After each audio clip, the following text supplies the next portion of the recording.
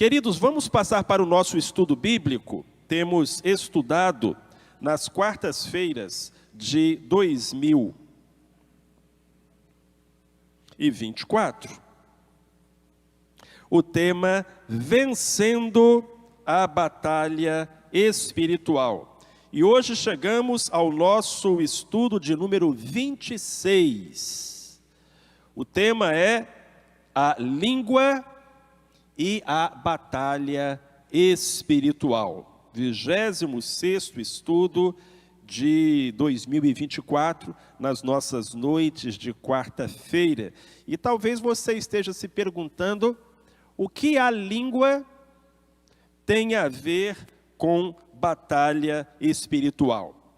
Ou, para ser mais exato, que relação existe entre aquilo que falamos e a batalha espiritual? Eu acredito que Deus sempre quer usar a nossa língua. Através do nosso testemunho, da pregação, do louvor, de uma palavra de ânimo, de um conselho, Deus nos usa para levar o bem aos seres humanos. Mas será que é só Deus quem quer usar a nossa língua? Ou, para provocar ainda um pouquinho mais, será que é só Deus que usa a língua do crente? Meus queridos, o diabo quer usar a nossa língua. A carne quer usar a nossa língua.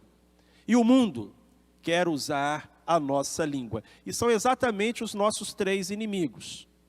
Quando a gente fala de batalha espiritual, precisa se lembrar contra quem está lutando. E a gente luta contra a carne, que é o mal dentro de nós, contra o mundo, que é o mal ao redor de nós, e contra Satanás e os demônios, que são o mal acima de nós. As hostes espirituais da maldade nos lugares celestiais, para usar a expressão do apóstolo Paulo. De modo que o uso da língua envolve a batalha espiritual, tanto no que diz respeito à frente de batalha contra Satanás, mas também no que diz respeito à frente de batalha contra o mundo, ou ainda contra a carne. Eu ousaria dizer que a língua é um dos campos de batalha mais importantes da guerra espiritual. Se não for o mais importante, com certeza é um dos mais importantes. Uma das mais importantes frentes da batalha espiritual é a língua. Ian Sherman, no seu livro Batalha Espiritual para todo cristão, afirma o seguinte: nós temos 3 áreas estratégicas que precisamos fortalecer a fim de resistir ao ataque do inimigo. São elas: a mente, o coração e os lábios. Essas 3 posições constituem áreas decisivas que temos de proteger até o último suspiro. Nós não podemos deixar que o exército inimigo conquiste estes pontos estratégicos, que são a mente, o coração e a língua. Bom, amados, se nós não formos sábios, se nós não vigiarmos, o diabo se aproveitará da nossa língua. Ah, pastor, está brincando? Não, é sério. Satanás não pode possuir um crente. Crente não fica endemoniado. Por que crente não fica endemoniado? Porque o corpo dele é o templo do Espírito Santo. E Deus não divide AP com Satanás. Então não há como Deus e o diabo morarem, habitarem a mesma pessoa. Graças ao Senhor. Mas ainda que o diabo não possa possuir um crente, ele pode usá-lo. Ah, ele pode usá-lo. Um cristão deve ser instrumento nas mãos de Deus, mas se não vigiar, se lhe faltar sabedoria, se tornará um instrumento nas mãos de Satanás. Como? Através da sua língua. Se nós usarmos a nossa língua sem sabedoria, estaremos fazendo o jogo do inimigo. E aqui fica essa frase que eu gostaria que você lembrasse. Antes de pensarmos em amarrar Satanás, precisamos amarrar a nossa língua. Infelizmente, há pessoas que têm uma atitude mística com relação à batalha espiritual e que estão sempre afrontando o demônio e falando sobre o demônio e enfrentando o demônio, mas que não são cuidadosas com as conversas, não são cuidadosas com a maneira como tratam os entes queridos e, sem perceber, estão sendo minadas na sua vida, casamento, família e ministério por Satanás. Estão cuidando de uma área e desguarnecendo outra. Eu diria até que amarrar Satanás nem é tão difícil, né, irmãos? Mais difícil mesmo é amarrar a língua. Ô Senhor, tenha misericórdia. Vamos ver alguns exemplos bíblicos? Vamos a Mateus. Está em amarelo, você já sabe, é para marcar na Bíblia. E no final do ano você vai ter a sua Bíblia de estudo personalizada sobre vencendo a batalha espiritual. Mateus 16, de 21 a 23. Pedro havia sido usado por Deus para responder à pergunta de Cristo: quem dizeis que eu sou? Pedro havia dito: tu és o Cristo, o Filho do Deus vivo. E Jesus afirmara: isso não veio da tua cabeça, Pedro, não foi revelado por carne ou sangue, mas por meu Pai que está nos céus. Em outras palavras, Jesus estava dizendo: Pedro, Deus usou você agora. Deus falou através de você. Você foi inspirado. Mas vejam como é delicada, precária a situação do ser humano. Logo em seguida, Jesus começou a mostrar aos seus discípulos que era necessário que ele fosse a Jerusalém, que padecesse muitas coisas dos anciãos, dos principais sacerdotes e dos escribas, que fosse morto e que ao terceiro dia ressuscitasse. Pedro, tomando-o à parte, começou a repreendê-lo, dizendo: tenha Deus compaixão de ti, Senhor. Isso de modo nenhum te acontecerá. Jesus, porém, voltando-se, disse a Pedro: para trás de mim, Satanás, que me serves de escândalo, porque não estás pensando nas coisas que são de Deus, mas sim nas que são dos homens. Que triste a situação de Pedro, usado por Deus 5 minutos antes e pelo diabo 5 minutos depois. Ele devia ter parado enquanto estava ganhando. Porque quando Pedro chama Jesus no canto e diz: mestre, não diga isso. Não diga que o Senhor vai morrer na cruz. Deus não vai deixar, isso não vai acontecer. Cristo percebeu que Pedro, na verdade, estava sendo usado pelo inimigo para tentar afastá-lo do caminho do Calvário. E repreendeu Pedro severamente. Eu acho que até Pedro deve ter ficado assustado, sem entender.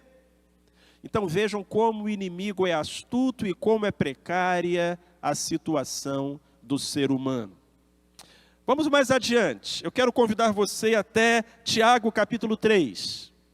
Ninguém fala tanto sobre a língua quanto Tiago. No capítulo 3, e você pode assinalar do verso 2 ao verso 10, ele vai falar sobre a língua. Há algo interessante sobre Tiago, e ele era pastor de uma igreja local. Por isso a carta de Tiago é muito prática. Se você procura teologia profunda, vai nas cartas de Paulo, vai nas cartas de Pedro, vai nas cartas de João. Na carta de Tiago, essa não é a preocupação.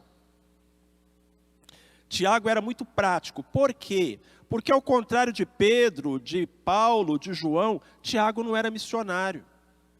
Tiago era pastor de uma igreja local. Tiago não saiu pelo mundo pregando o evangelho, ele ficou a vida toda num lugar só, na igreja de Jerusalém. Ele era irmão de Jesus Cristo, filho de José e de Maria, converteu-se depois da morte e ressurreição de Jesus e se tornou líder da igreja de Jerusalém. O apelido dele era Tiago Joelhos de Camelo, porque segundo a tradição ele orava tanto que os joelhos dele tinham grossos calos e por isso ganhou esse apelido. E Tiago passou a vida inteira cuidando de uma igreja. Ele não viajou pelo mundo pregando a palavra, ele conviveu com os irmãos, então ele sabia dos problemas de relacionamento, das dificuldades. E Paulo fala muito para o crente e coisas muito práticas. Não é à toa que a passagem bíblica mais comprida sobre a língua tenha sido escrita por Tiago. Ele sabia o que estava falando. Então, a partir do versículo 2 do capítulo 3, nós lemos: todos tropeçamos em muitas coisas. Se alguém não tropeça em palavra, esse homem é perfeito e capaz de refrear também todo o corpo. O que o pastor Tiago está falando para a gente aqui é o seguinte: olha, se você não erra na língua, dificilmente você vai errar em qualquer outra coisa. E ele segue adiante. Ora, se pomos freios na boca dos cavalos para que nos obedeçam, então conseguimos dirigir todo o seu corpo. Vede também os navios que, embora tão grandes e levados por impetuosos ventos, com um pequenino leme se voltam para onde quer o impulso do timoneiro. Assim também é a língua. Ela é um pequeno membro, mas se gaba de grandes coisas. Vede quão grande bosque um tão pequeno fogo incendeia.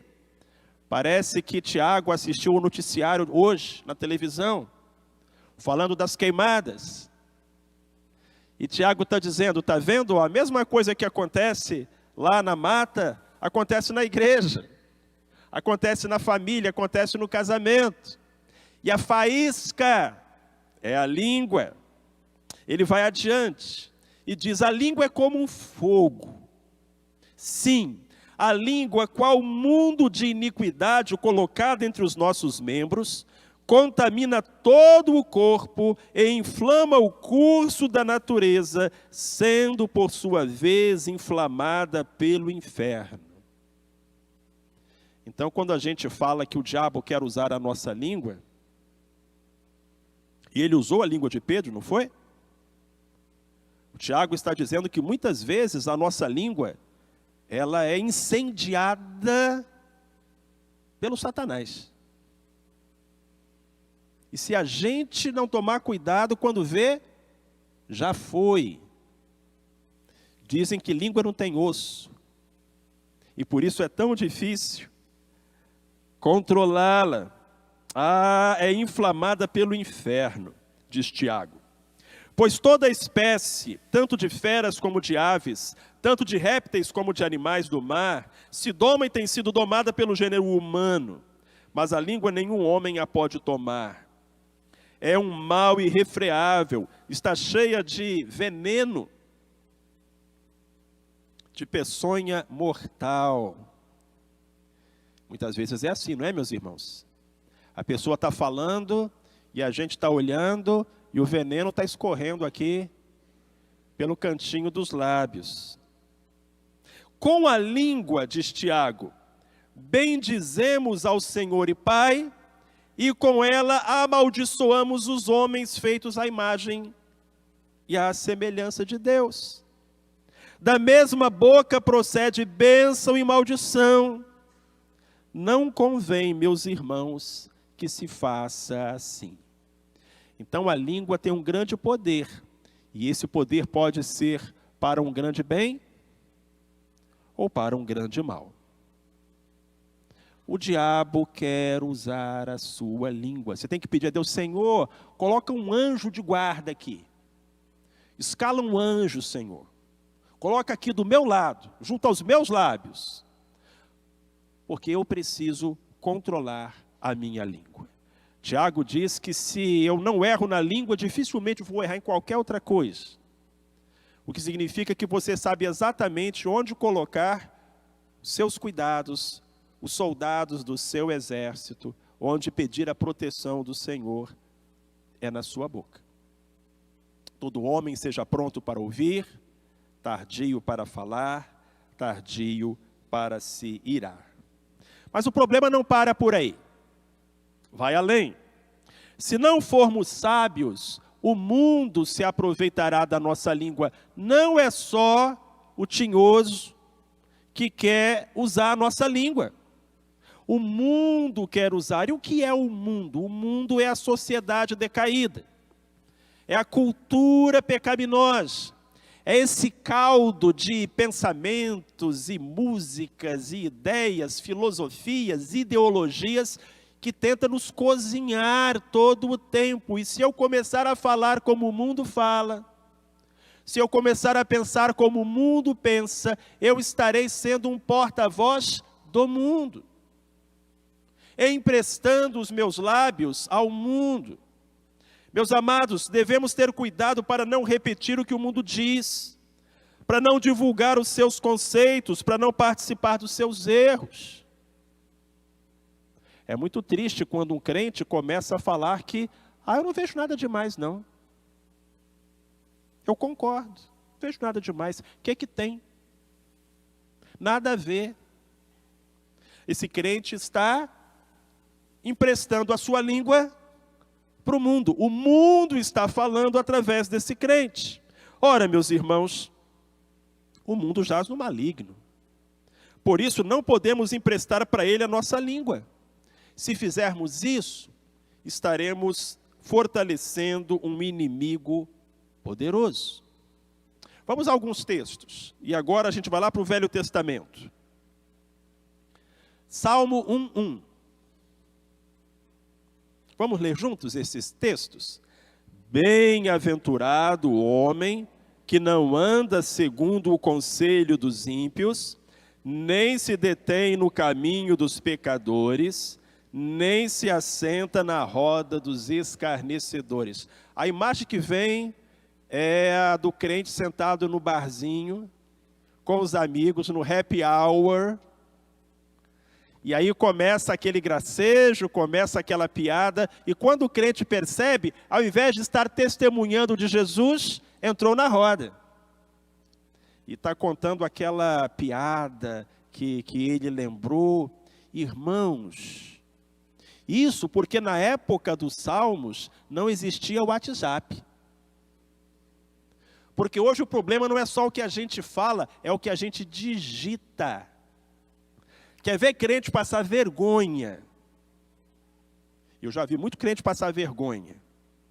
Ele manda aquela mensagenzinha: desculpa, postei no grupo errado. Quem já viu isso? Aí ele vai lá, apaga e diz, desculpa. Ô meu irmão, o diabo te envergonhou agora. O diabo te envergonhou agora, me desculpa. Mas se você tem alguma coisa que você pode postar num grupo do trabalho e não pode postar no grupo da igreja, você está se sentando na roda dos escarnecedores. Deu voz para o mundo, deu brecha para o inimigo. Que Satanás não ria de nós e que o evangelho não seja envergonhado por nossa causa. Vamos para o Novo Testamento. Jesus falando, Mateus 12, versos 36 e 37. Digo-vos, pois, que de toda palavra fútil que os homens disserem, hão de dar conta no dia do juízo.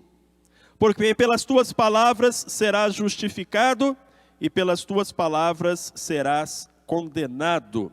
Na minha Bíblia, na minha versão, fala palavra fútil. Qual é a versão que está aí na sua Bíblia? Na minha é palavra fútil. E na sua? Mateus 12, 36. Palavra ociosa. Alguém tem diferente? Palavra inútil.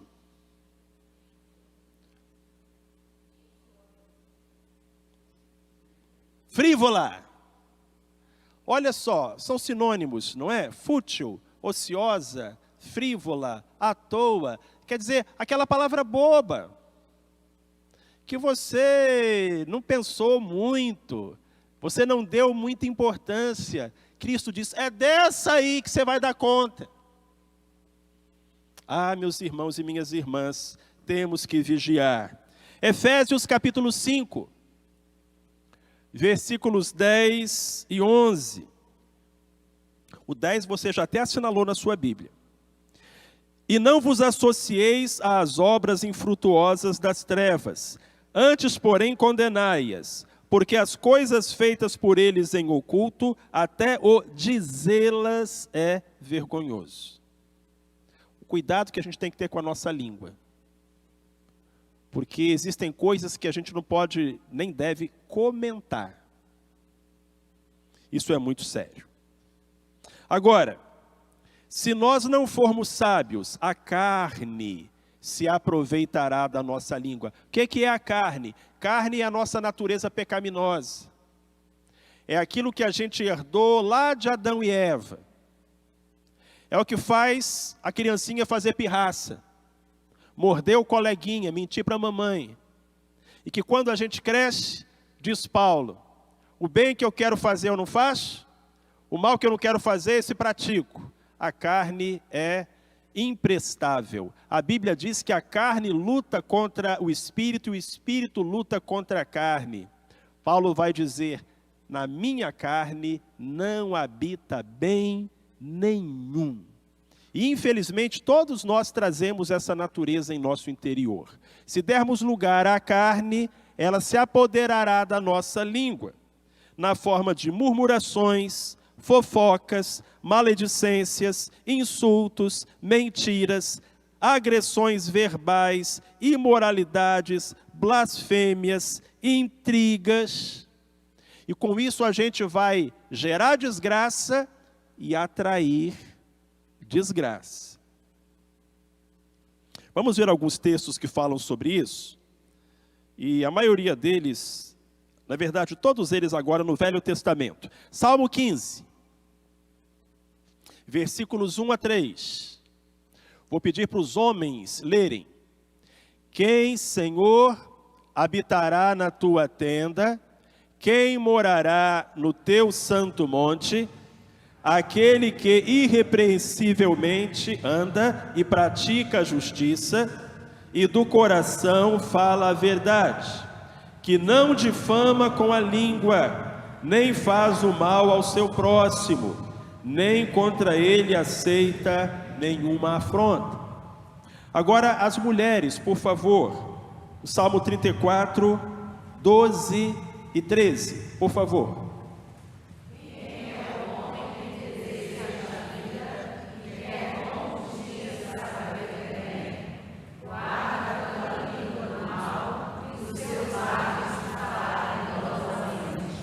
Amém. Agora só quem é avô. Quero ver aqui os avós e avós. Provérbios 15, 1. Vão lá.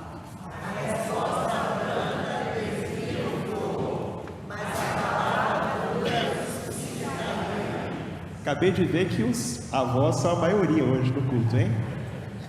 Mandaram bem. Parabéns. Provérbios 10, 19. Agora, os maridos.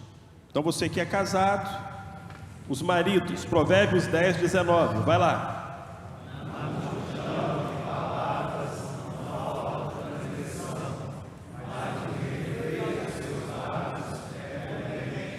O que esse texto está falando é que se você fala demais, a chance de errar é maior. Na multidão de palavras, não falta transgressão. Então, vamos falar menos, para errar menos. Agora as esposas, as mulheres, Provérbios 16, 24, só as esposas.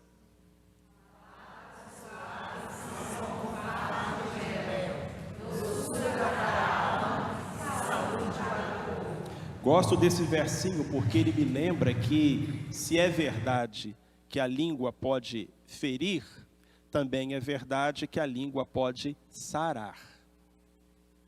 Não é à toa que o diabo quer a nossa língua, porque ela é poderosa. Ela tem poder de ferir, mas também tem poder de curar. Vamos todos juntos, Provérbios 16. O homem vil suscita o mal, e nos seus lábios há como que um fogo ardente. O homem perverso espalha contendas, e o difamador separa amigos íntimos.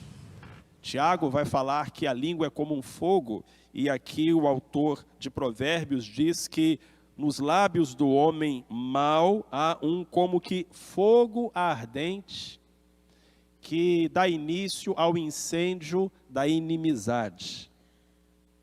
E finalmente, irmãos, esse verso é lindo, Provérbios 18, 21. Vamos falar?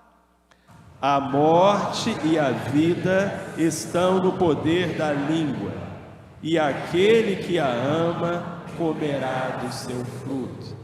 A língua tem poder para matar e para dar vida. Olha só que coisa séria. Temos que atentar para isso sempre. Caminhando então para a conclusão. Mais uma vez eu quero citar Diane Sherman. Há poder em nossas palavras. Tudo o que dizemos é carregado de poder espiritual, positivo ou negativo. As palavras que brotam do nosso coração podem macular a nós mesmos ou a outros. Temos de vigiar os nossos lábios. É trágico, mas às vezes a gente passa 1 hora orando, 1 hora de joelhos, 1 hora na presença do Senhor, e faz tão bem.